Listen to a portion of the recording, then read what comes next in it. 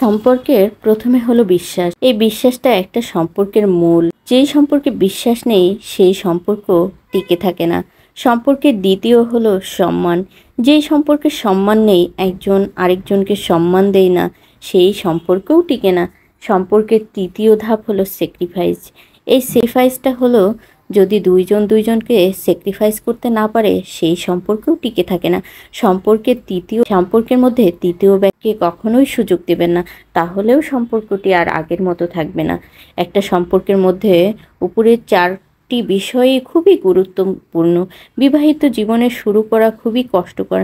যদি আপনি উপরের তিনটা বিষয় বিবাহিত জীবনে রাখতে পারেন, বিবাহিত জীবনের নানান সমস্যা সব দিকে দোষ ভেবে আলাদা হয়ে যাবেন না। দোষ কোথায় সেটা খোঁজার চেষ্টা করুন, দেখবেন নিজের সমস্যার সমাধান দিতে পারবেন।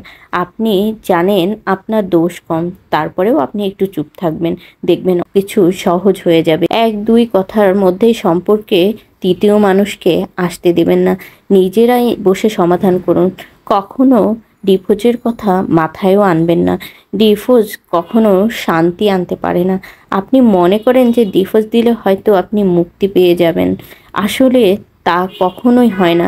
সমাজে এক দুইটা ডিভোর্সি ভাই বোনদের প্রশ্ন করে দেখুন যে তারা কেমন আছে, তাদের নিজ পরিবার সমাজের মানুষের তাদের সাথে কেমন সম্পর্ক, সমাজ তাদেরকে কোন চোখে দেখে, এটা কল্পনা করুন নিজেকে, তার প্রমাণ পেয়ে যাবেন।